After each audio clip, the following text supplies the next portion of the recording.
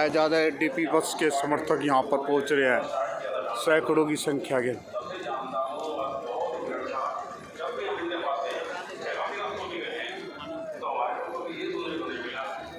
आपको दिखाया जा रहा है कि किस प्रकार यहाँ पर लोगों में जोश दिखाई दे रहा है।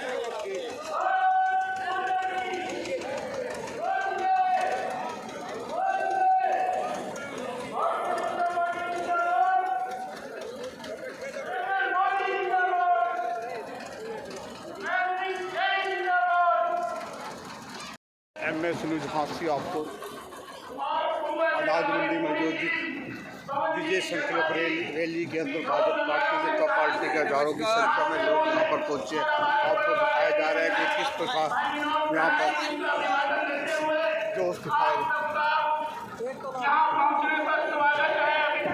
दोस्तों MS न्यूज़ हांसी आपको ये दृश्य दिखाया जा रहा है कि किस प्रकार लोगों के अंदर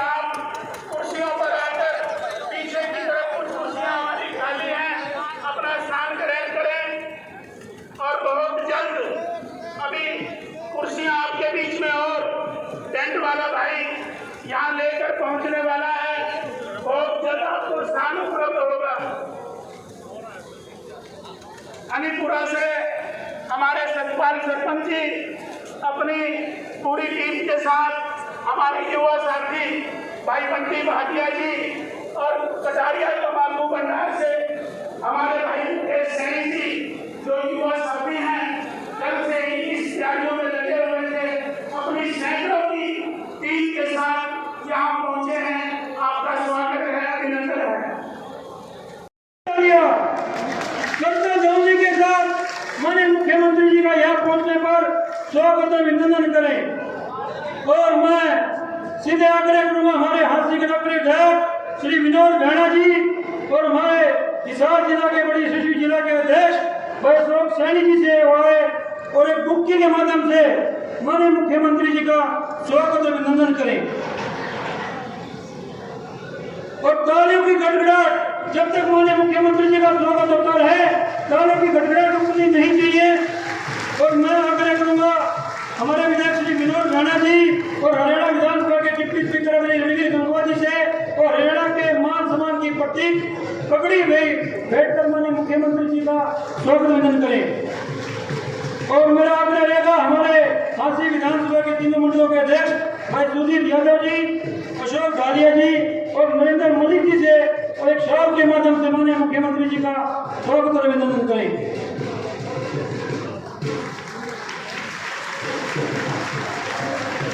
और मेरा अनुरोध रहेगा हमारे विधायक श्री विनोद भेड़ा जी से, राज्यसभा सांसद श्री रामचंद्र जांगड़ा जी से और विधायक श्री लक्ष्मण नापा जी से और एक गद्दा जो सम्मान के स्वरूप माननीय मुख्यमंत्री जी को भेंट करें। जोरदार तालियां करतल ध्वनि के साथ। सैनी जिंदाबाद, नैब सिंह सैनी जिंदाबाद, नैब सिंह सैनी जिंदाबाद, नैब सिंह सैनी जिंदाबाद। और मैं अब आगे के मंच संचालन के लिए आग्रह करूंगा हमारे जिला के प्रभारी आदरणीय श्री जवाहर सैनी जी से, वो आए और आगे की कार्रवाई का संचालन करें। जवाहर सैनी जी। भारत माता की, नायब जी को जय श्री राम, नायब जी को जय श्री राम। एक बार मंच पर यह हड़ताल रोकने के लिए कहूंगा।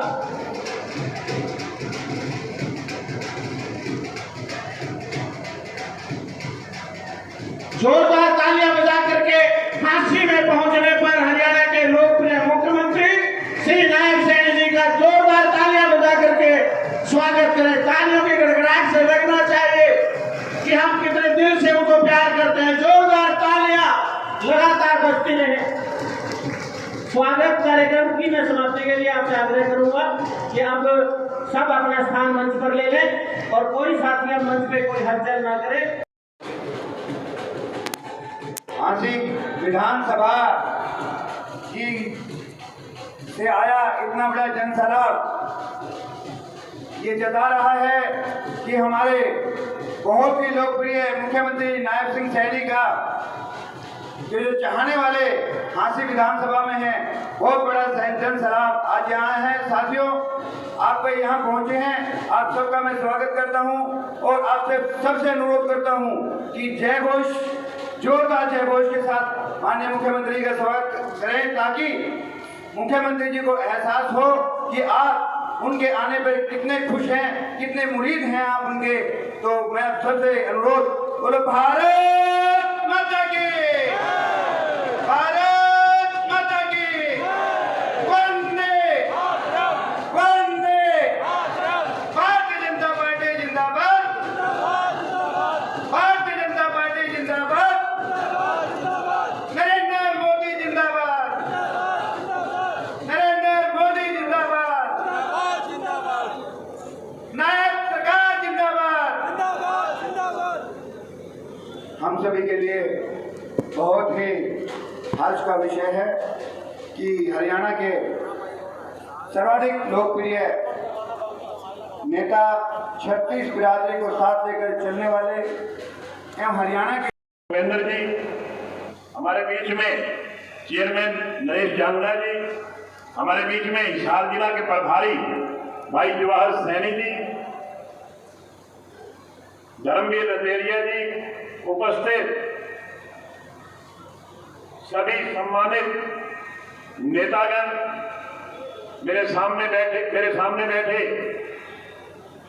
हांसी हल्का से आए बहुत ही सम्मानित बुजुर्गों, नौजवान साथियों, मेरी माताओं, बहनों और बहुत ही प्यारे बच्चों, आज सबसे पहले मैं अपनी तरफ से, आप सबकी तरफ से, पूरे हांसी हल्का की तरफ से, दिल की गहराइयों से माननीय मुख्यमंत्री श्री नायब सिंह सैनी जी का बहुत बहुत स्वागत करता हूं, बहुत बहुत धन्यवाद करता हूं।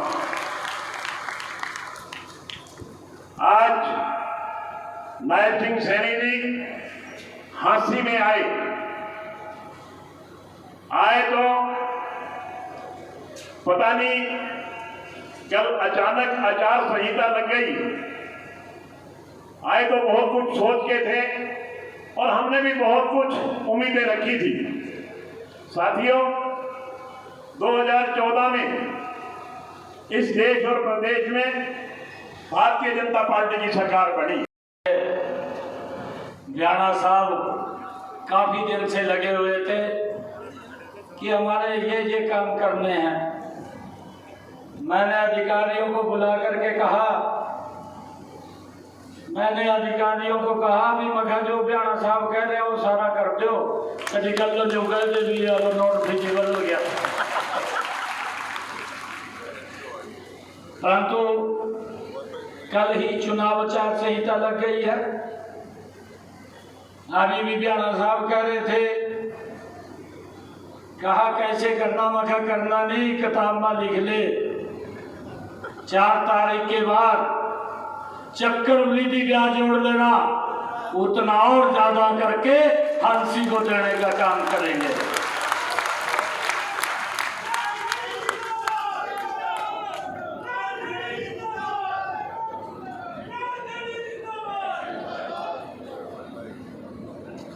आज हमारे बीच में इस जन आशीर्वाद यात्रा रैली में आज के इस कार्यक्रम के आयोजक विनोद बिहारा जी, इस क्षेत्र के लोकप्रिय विधायक, हमारे बीच में हरियाणा विधानसभा के डिप्टी स्पीकर रणवीर गंगवा जी, जिला के हमारे अध्यक्ष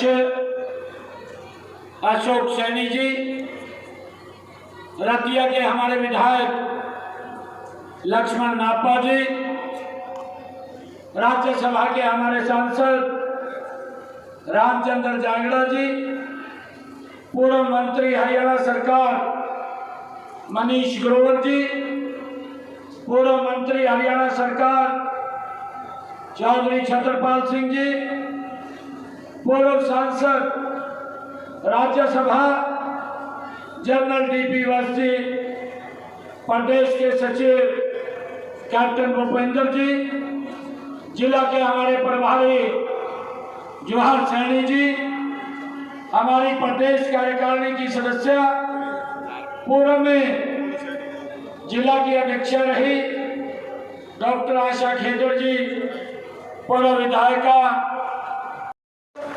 भाइयों, 2 दिन पहले पूरे देश ने आजादी का 78वां जश्न मनाया।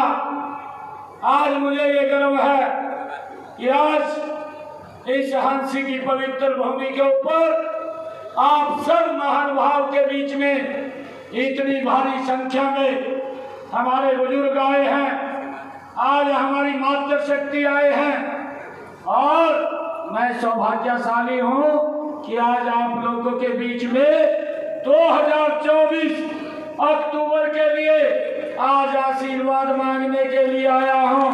और मुझे ये पूर्ण विश्वास है, हंसी की सरदारी के ऊपर विश्वास है कि आज ये चुनाव आचार संहिता लगने के बाद ये पहला कार्यक्रम अगर कहीं पर हो रहा है, ये हंसी की इस पवित्र भूमि के ऊपर हो रहा है। और मुझे पूर्ण विश्वास है कि आज यहाँ से जो आपका आशीर्वाद मिलेगा और जब 4 तारीख को रिजल्ट आएंगे, हरियाणा प्रदेश के अंदर एक तरफा कमल का फूल खिल करके तीसरी बार भाइयों नरेंद्र मोदी जी के नेतृत्व में हरियाणा में भी भारतीय जनता पार्टी की सरकार बनेगी। भाइयों, ये आशीर्वाद आप लोगों के बीच में लेने के लिए आया हूं। आज ये भूमि को मैं नमन करता हूं। 1857 में प्रथम स्वतंत्रता संग्राम के दौरान हमारे हंसी के लाला हुकमचंद कानूगो और मिर्जा मुनीर बेग को अंग्रेजी शासकों ने फांसी के फंदे पर लटका दिया था। इस बात को हम सब जानते हैं। मैं उस महान वीरों को, उन क्रांतिकारी वीरों को मैं प्रणाम करता हूं, नमन करता हूं। यहाँ की लाल सड़क अंग्रेजी सरकार के नरसंहार का साक्षी है। अंग्रेजों ने यहाँ आजादी के अनेक मतवालों के ऊपर गिरनी फेंक दी थी, उनको कुचल दिया था। इससे पहले भी हंसी का हमारा गौरवशाली इतिहास रहा है। यह नगर कभी 80 और कभी 80गढ़ के नाम से प्रसिद्ध रहा है। सम्राट हर्षवर्धन के समय से हंसी सतलज प्रांत की राजधानी थी। 1038 ईस्वी में इसे हिंदुस्तान की दलही और आगे हमने ये पोर्टल के ऊपर ये रजिस्ट्रेशन शुरू किया कि जो भी परिवार ऐसा है कि अगर किसी को 100 गज का प्लाट नहीं मिला, उसके लिए योजना बना दी है और 4 तारीख के बाद उन सब लोगों को 100 गज का प्लाट देने का काम ये हमारी सरकार करेगी। आज उसके ऊपर रजिस्ट्रेशन का कार्य मजबूती से चल रहा है। भाइयों, हमारी सरकार ने दूसरा काम ये भी किया है कि मुख्यमंत्री शहरी आवास योजना बना करके शहरों के अंदर भी हमने 30-30 गज के प्लाट देने का काम वो किया है। और हमारे पहले फेज के अंदर भाइयों हरियाणा प्रदेश के 14 शहरों में 15,520 लोगों को 30-30 गज का प्लाट देने का काम भी हमारी सरकार ने किया है। भाइयों, हमने ये भी निर्णय किया है कि हरियाणा प्रदेश के 23 लाख परिवार ऐसे जो 83 लाख लोग हैं, हमने उन ऐसे लोगों को एक हैप्पी कार्ड बना करके दिया है कि 1 साल के अंदर 1000 किलोमीटर तक हरियाणा रोडवेज की बस में वो फ्री में सफर करेगा, उसको कोई भी किराया नहीं लगेगा। अगर उसने कहीं बाजार में सामान लेने के लिए जाना है, कहीं हॉस्पिटल में दवाई लेने के लिए जाना है, रिश्तेदारी में कहीं भाइयों किसी फंक्शन में शामिल होने के लिए जाना है, तो हरियाणा रोडवेज की बस में वो वो फ्री में सफर करेगा, उसको कोई पैसा नहीं देना पड़ेगा। ये हैप्पी कार्ड भी हमने 84 लाख लोगों को हरियाणा प्रदेश के अंदर देने का काम किया है। और भाइयों, अभी हमारी सरकार ने ये निर्णय लिया कि हरियाणा प्रदेश के अंदर पिछले वर्ष की भांति इस वर्ष बारिश कम हो रही थी और हमारी सरकार ने ये तुरंत निर्णय लिया कि किसानों के खर्चे ज्यादा हो रहे हैं, उनके खर्चे कम होने चाहिए। और उसको लेकर के हमारी सरकार ने कैबिनेट में फैसला किया, उसको लागू किया। मुझे खुशी है, कल मैंने उसकी एक किस्त खातों में भी डाल दिया। 525 करोड़ रुपए की किसानों को प्रति एकड़ के हिसाब से हमने 2000 रुपया बोनस भेजने का काम भी ये हमारी सरकार ने कल ही किसानों के खाते के अंदर किया है। और भाइयों, हमारी सरकार ने ये भी निर्णय लिया है, ये पहला प्रदेश ऐसा है कि जिसने निर्णय लिया पूरे देश के अंदर कि किसानों की 100% फसल MSP के ऊपर खरीदने का काम ये हमारी हरियाणा सरकार करेगी। आज किसानों को इधर उधर कहीं जाने की आवश्यकता नहीं है। मुझे ये खुशी है, आज जब मैंने ये फैसला लिया, आज किसान संगठनों के काफी संख्या के अंदर लोग चंडीगढ़ निवास के ऊपर आज धन्यवाद ज्ञापित करने के लिए आए थे। मैं उनके बीच में था, उनसे बातचीत भी कर रहा था और उनको हमने कहा कि भाई ये सरकार किसानों की मजबूती के लिए लगातार बढ़ करके आगे काम करती रहेगी।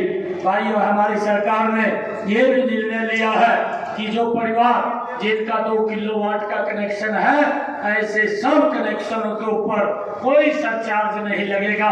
जितना यूनिट खर्च करेगा उसका उतना ही बिल आएगा, बाकी कोई बिल नहीं आएगा।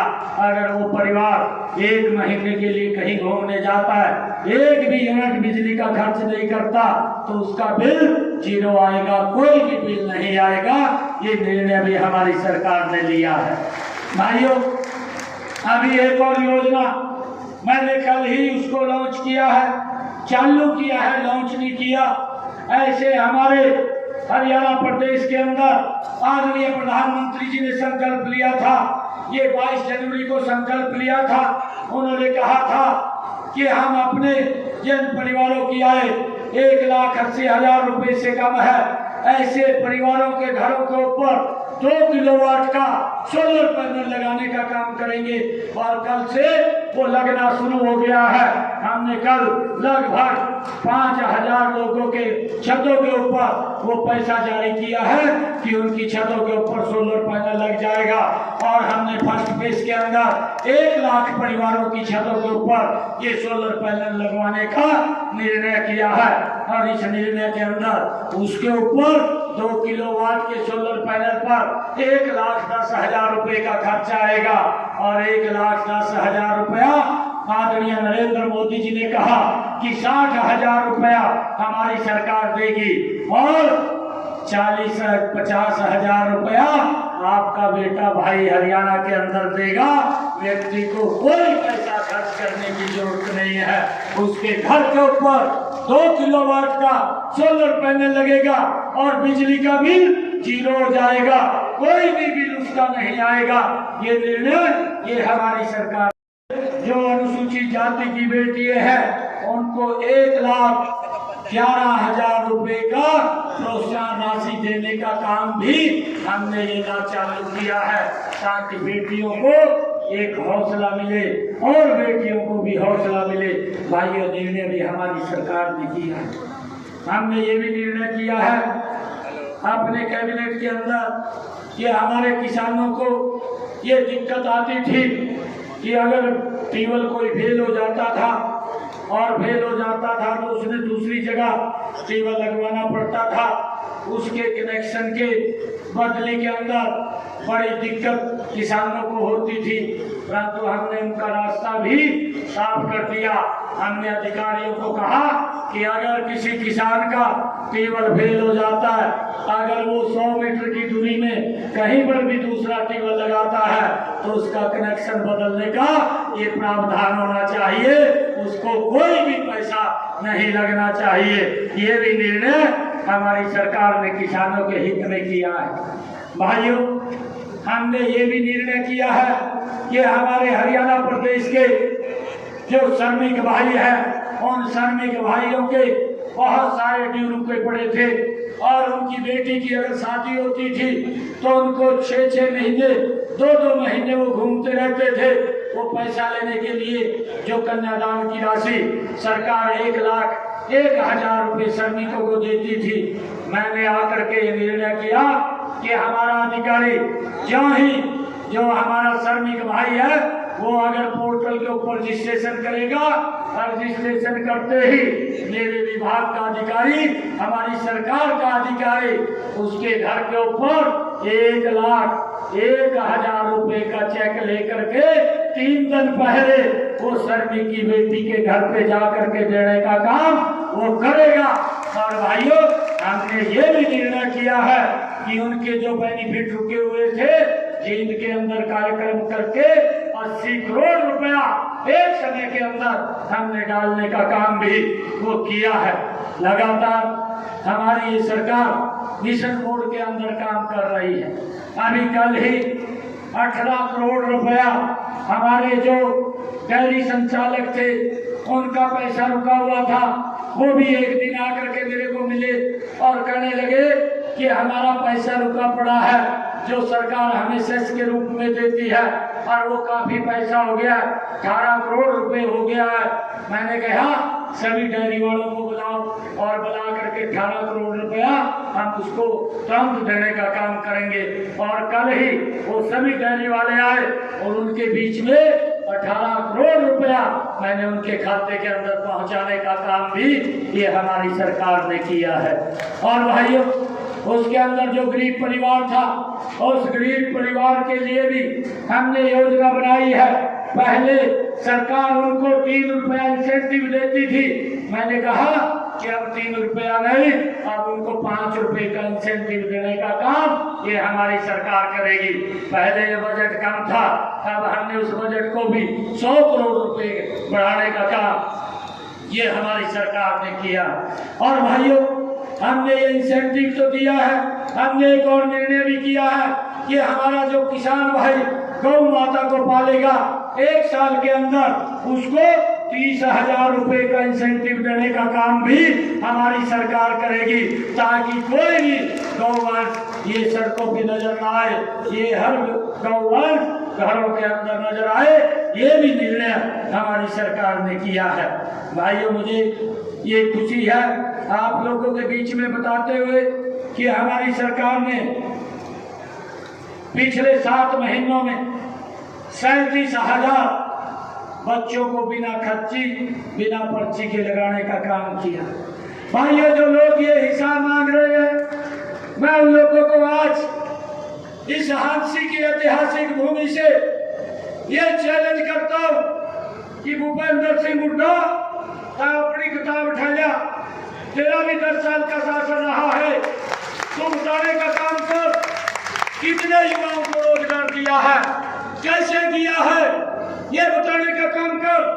मैं भी बड़े विश्वास के साथ ये बात आज हादसे के ऐतिहासिक इस स्थल के ऊपर कह रहा हूँ। हमारी सरकार ने बिना पर्ची बिना खर्ची के गरीब माँ के बेटे को भी हरियाणा सरकार के अंदर नौकरी देने का काम किया है और इन्होंने तो उसके अंदर भी रोड़े अटकाने का काम किया था। भाइयों, एक भर्ती रोको गई, ये भूपेंद्र सिंह हुड्डा कांग्रेस के लोगों ने खड़ी की। हम जो भी भर्ती निकालते थे वो लोग हाई कोर्ट के अंदर चले जाते थे, हमें पहले हाई कोर्ट में जाना पड़ता था, फिर हमें युवाओं को रोजगार देना पड़ता था। हमने ये भी निर्णय किया है कि हमारी सरकार ने कि जिन बच्चों ने उनको भी वेतन मिले, सैलरी मिले और उनको भी डीए मिले। भाइयों, निर्णय भी हमारी सरकार ने किया है।